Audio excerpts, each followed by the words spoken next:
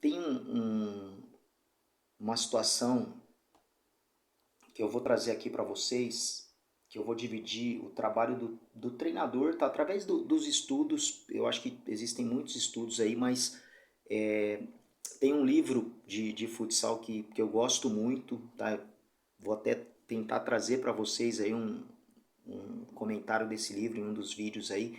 Mas a questão é que esse livro ele divide as funções do treinador, é algo muito interessante, porque ele coloca responsabilidades do treinador. Olha só, presta atenção, você que é treinador está vendo esse vídeo, dentro das esferas social, educativa e competitiva. Então isso é algo realmente que a gente precisa entender, que para você chegar ao seu objetivo dentro de uma competição, que é o que a maioria das pessoas investem, é o que todo mundo de repente está atrás, está buscando. Então todo mundo que sonha trabalhar com esporte já pensa logo na competição, pensa em vitória, pensa em resultado, pensa em título, pense em reconhecimento, e isso é um erro porque antes de tudo isso você tem sim que ter um repertório social, você tem que de repente estar inserido em vários contextos sociais.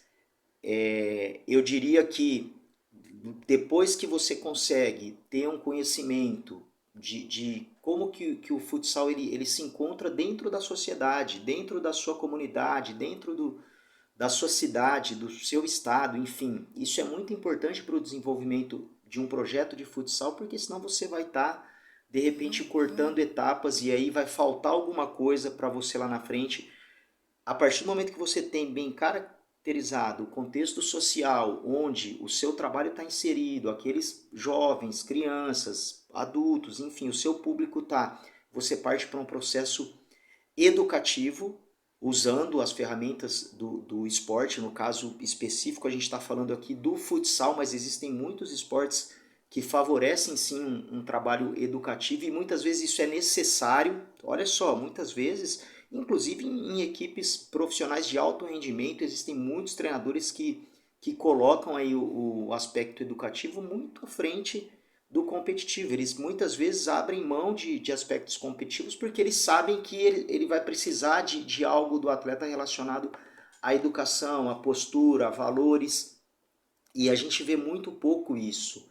É a briga pelo resultado que existe hoje, quando eu falo resultado, é resultado a qualquer custo. A gente vê aí a cada rodada, por exemplo, do Campeonato Brasileiro de Futebol, você vai ver o resumo da rodada, sempre tem algo relacionado à violência, a brigas, a tumultos, e às vezes muito mais do que propriamente o jogo. Então a gente teve, por exemplo, um jogo no sábado, São Paulo e Fluminense, um jogo taticamente fantástico, tecnicamente também muito bom, gostei muito do que eu vi.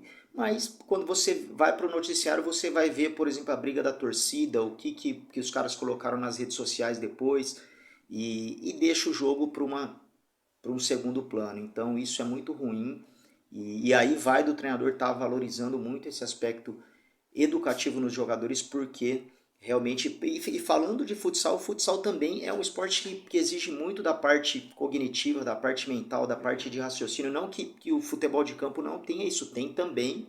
Tá? A gente tem falado, inclusive, de treinadores no futebol que estão usando metodologias do futsal, e aí ele está realmente se dando muito bem, porque eles, no caso, os treinadores, estão se dando bem porque à medida que eles levam metodologias do futsal, eles terão uma intensidade mais alta, um repertório técnico muito bom, uma eficiência em fundamentos básicos como passe e domínio.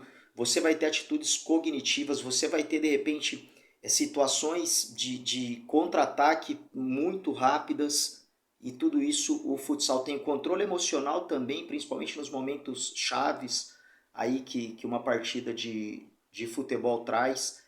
E o futsal ele tem realmente levado muitas situações. E depois que você tem bem resolvido essas situações sociais, situações educativas, a parte competitiva ela fica muito mais fácil. A gente vê muitos treinadores sofrendo. Gente, muita gente acaba nem chegando ao trabalho de treinador porque realmente tem muita dificuldade para abordar essa parte social, essa parte educativa. Isso requer assuntos que, de repente, para a gente aqui fica muito fácil encarar assuntos desse tipo como ciência também. Existem muitas pesquisas científicas, existem muitos estudiosos dessa área, mas muita gente, quando vai para o trabalho de treinador, entende que muitas vezes é apenas a parte de treinamento ali que vai estar presente, que vai ser importante. E isso é um erro. Claro que o treinamento, quando a gente fala de treinamento físico, treinamento esportivo, fisiologia,